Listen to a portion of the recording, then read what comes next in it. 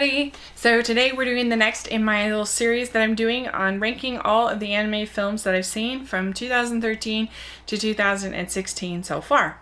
Things about this group is that none of these movies are awful. I gave all 10 of these films, I gave them either D's or C's. And so that means none of them are failures, complete failures.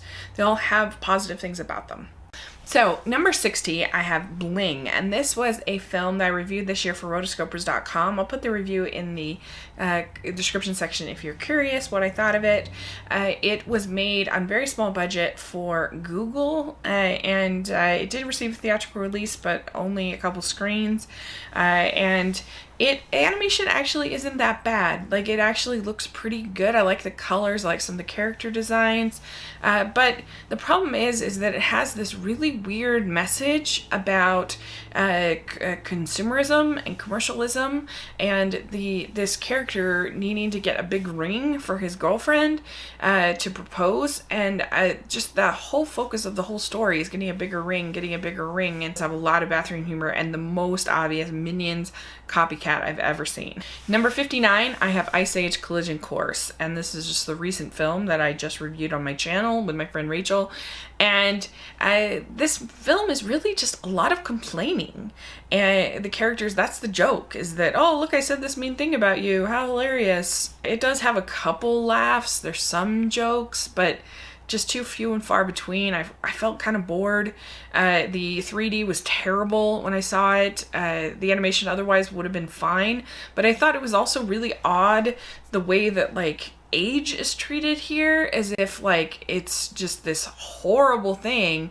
Weird thing with Sid, that he meets this other character who is very young and very beautiful, but then she gets turned old, and he like is like, okay, bye, you're old, which I thought was weird. Like, I was expecting him to be like, I don't care how you look or how old you are, I'm going to, you're the love of my life, I'm going to be with you. And yet that's not the way he decided to go, which I thought was very strange. So I don't know, it didn't work for me.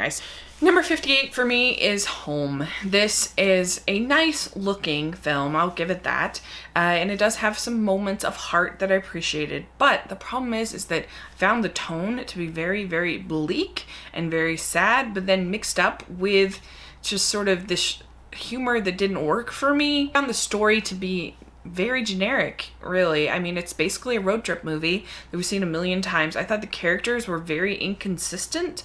Like, for instance, you had Tip as a character who could have been really good, but sometimes she behaves like a child. Sometimes she behaves like, you know, she says that she's, I think, in 7th grade or 8th grade. Sometimes she behaves like a teenager, like way older than the Ohm character.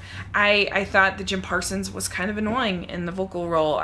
He was also an inconsistent character. Sometimes he was stupid, sometimes he was smart, sometimes he knew how to do things, sometimes he didn't, sometimes he understood human stuff, sometimes he didn't, and it seemed like to me that you just had your mother taken and all of the human race basically taken, and yet for Tip, the hardest thing in her life seemed to be the fact that nobody at school understood her. Like, that seemed strange to me. And just these aliens, it makes no sense, their plan, because they supposedly have relocated all the humans to like Australia, I guess, and they built them houses and they built them schools and everything like that, and they're taking over all the human stuff, but they somehow don't know that humans have families, you know, like that they don't know some basic things about humans, despite the fact that they basically built all these houses and all this stuff. Like, that didn't really make any sense to me at all. They like sometimes they know how to run, like they run a city, yet they can't figure out how to use a hairdryer, yet they can figure out how to use the lights and operate a modern city. There were just a lot of things like that that really annoyed me, and in the end I just didn't think it was funny. 7, I have Strange Magic, and Strange Magic was the idea of George Lucas, which a little murky at best these days, but it it has some good things about it. Like the animation actually is pretty good. I liked the look of it. I think it looks nice, and I think that some of the songs are actually pretty good. They're jukebox musical songs, but the problem is the placing of the songs. This is what really drags it down, is that they're so on the nose. Like it doesn't add anything to sort of the story or the characters. It just becomes kind of like, okay, now they're gonna sing. Like as soon as I heard there was a character named Marianne, I knew we were gonna get Come On Marianne. As I was just waiting for one of the characters to sing Wild Thing, and of course they sing Wild Thing, and at least it's Shakespeare at the core, so the story is pretty good. They don't actually change the story of Midsummer's Night Dream that much, so that's good. It's not like Romeo and Juliet where they completely add a totally different ending, which made me crazy. But yeah, I mean, there's some things to like. It's not, I don't think it's that bad, but it's certainly not good by any stretch of the imagination. The humor doesn't really work. The villain is, over the top. They do have good vocal performances though. They've got Kristen Chenoweth, and they've got Alan Cummings, and the songs are sung well. There's things to like in Strange Magic, believe it or not, but it's just in the end not a very successful film. So at number 56, I have Planes movie, the first one, and it's, I have a soft spot in my heart, I guess, for the Cars and Planes franchises. I think that they're made for little children, for children like 3, 4 and under, and they really like them. And I think that they're structured in a way that is really appropriate for that age range. And I think that the flying sequences are really nice, and I think it's a solid little story. Like, I don't think it's great, but I think that it's passable. I think it's average. I think it's watchable for a child. 55, I have Rio 2, and Rio 2 is definitely a downgrade from the first Rio film. It's just lame. The story's kind of lame. I can't even hardly even remember what the story was.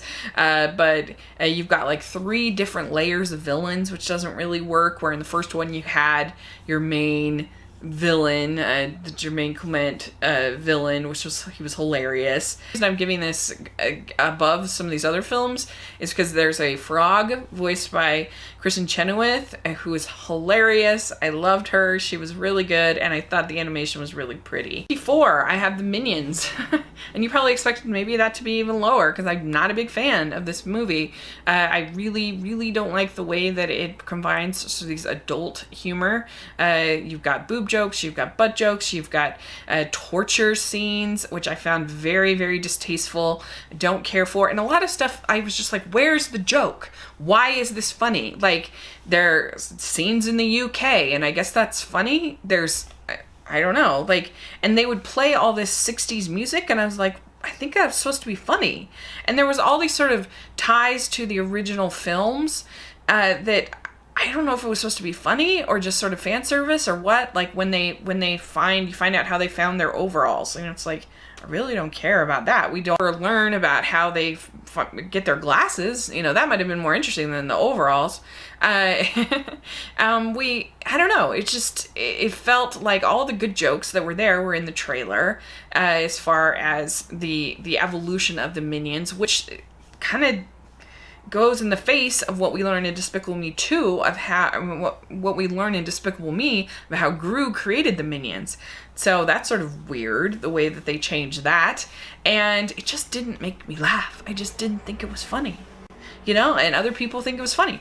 More power to you. 3 for me is Extraordinary Tales, and this is an anthology series that is telling, I think, 5 stories about Edgar Allan Poe. I think 2 of them are good, so that's why I got a pair. I think 3 of them are pretty bad, and the connecting transitions in between each of the anthologies is really bad. The animation's bad. The what they're doing in between is bad. The 2 that worked are really good. The Telltale Heart has sort of a Sin City kind of feel to it, a graphic novel feel to it, which I really liked. And also there's one, I can't think of the name of it. There's this one at the end where there's the like the archangel of death that's going in, the Grim Reaper going in to the Black Plague. There's this sort of quarantine area in this church, and I thought that was really like striking and beautiful and yeah, well done in its own sort of gothic way. But there are other ones, and there's one that The Pit and the Pendulum, I thought was kind of disgusting. Number 52, I have Angry Birds movie. The Angry Birds movie, I think the animation is actually pretty good. I like it, and it does have a couple good jokes, for sure. And I thought the ending was kind of clever. We were able to integrate the catapulting of the birds into the pigs. I thought that was kind of clever. But I thought the messaging was strange. You know, this whole idea of sort of the nice people are sort of stupid, and that Red is angry, and that makes him somehow smarter than everybody else. And that was very strange messaging. I just didn't think it was that funny. So number 51 is called Un Gallo con muchos huevos, or I guess the English version of it is called The Little Roosters' Excellent Adventure, which I think is much worse than Un Gallo con muchos huevos. And this was a film that is out of Mexico last year that I really thought was fun. It is PG-13, so it does have some adult moments, and there's definitely some random moments because I don't know the series that were kind of out there. And it's not like the most original story or anything. And the animation, I thought was pretty good for how little budget they had. And I don't know, it's just sort of weird and random, and you've got this, it is sort of a save the farm kind of a thing, but you've got this rooster who's entering this cockfight against this famous rooster, and so, you know, is he going to be able to beat the big rooster? And so, yeah, I liked it. I thought it was entertaining and weird and different. So that is my 51 through 60 of my ranking of the anime films I've seen from 2013 to 2016. So let me know what you think of this list. Where would you rank some of these films? I'm sure there's many that disagree, but again, these are just my opinion, so that's all I can say. So thanks so much. Please subscribe to my channel, and thanks so much. I'll talk to you all later. Bye.